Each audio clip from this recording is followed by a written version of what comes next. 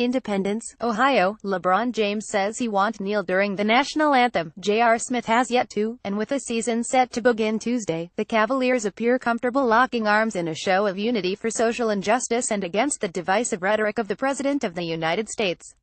One team down, NBA. Just 29 to go. Now's the time to sign up for fantasy basketball. Join for free. The NBA kicks off its 72nd season this week with a PR hand grenade rolling around in it. It's been 3 weeks since Donald Trump began his assault on NFL players protesting during the anthem, igniting a racially charged debate that stretched from the Sunday morning news shows to Sunday Night Football. It has pit a league of predominantly black players almost 70%, per recent estimates, against a largely white fan base 83%, according to a recent study, with a collection of rich, white owners standing in the middle.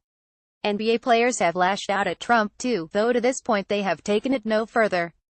James says his voice is more powerful than his knee, and others seem to agree with him. There is a heightened visibility that comes with being an NBA star, a megaphone not afforded most in other sports. But what happens if someone kneels? I suspect someone would, Smith said recently. The NBA's position is clear. Players must stand. It's a rule. One commissioner, Adam Silver, reminded reporters of at the league's Board of Governors meeting last month, and reiterated in a memo to all 30 teams days later. Would the league take action if a player broke it? Trump will. The president will fire off a 140-character critique before the final buzzer. Protests during the anthem are red meat to Trump's base, a shiny object to distract from more pressing problems. He seemed to enjoy stirring the NFL pot. Why wouldn't he get a charge out of disrupting the NBA? Silver had a chance to offer a progressive position on anthem protests weeks ago, and he blew it. He declared that he expected players to stand for the anthem, effectively, even if unintentionally, drawing a line in the sand in doing it. Who knows if this is Silver's position or that of the predominantly white owners he works for. Several current and former high-ranking league and team officials told The Vertical they believe it's the latter, but the message was clear, and a fallout swift.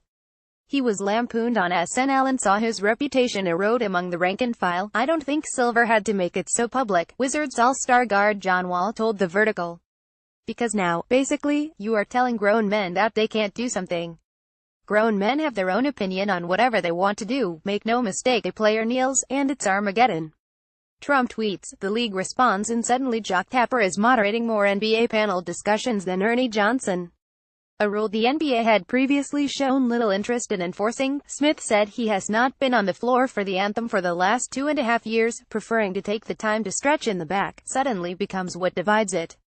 And really, if there were a league in a position to defy Trump, to back players, to test how many of its fans are offended and how many want to be offended, it's the NBA. The league is 75% black.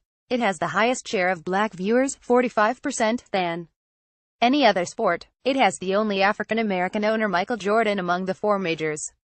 It scored an A rating from the Institute of Diversity and Ethics in Sport in June, which hailed the league as the industry leader among men's sports for racial and gender hiring practices. Besides, the league has navigated racially charged waters before.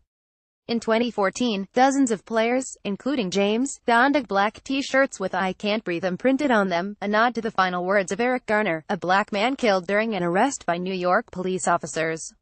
It was a violation of the NBA's uniform policy. Silver said he preferred players adhere to the policy, then did nothing when they didn't. Within weeks, things were back to normal. Granted, 14 feels like a lifetime ago, politically. But it's the kind of progressive position Silver has become known for. What would happen if, in response to a player kneeling, the NBA issued a terse, forward statement: "We support our players"? What would happen if every owner did the same? What if the NBA denied this issue the oxygen it needs, if it didn't get twisted in it in the same way the NFL has? Perhaps it won't. Say this, though, the league is likely relieved Kobe Bryant isn't around. Bryant, in an interview with The Hollywood Reporter this month, said if he was still playing, he would kneel during the anthem. Imagine arguably the NBA's most recognizable player on its marquee team in one of the league's biggest markets taking a knee. The line between basketball and politics, blurred already, would disappear. Will a player follow Bryant's lead? Who knows, but the NBA needs to be prepared for it. How Silver responds will be a defining moment in his time as commissioner. The NFL was ham-handed in its handling of anthem protests. The NBA, if it comes to it, shouldn't be.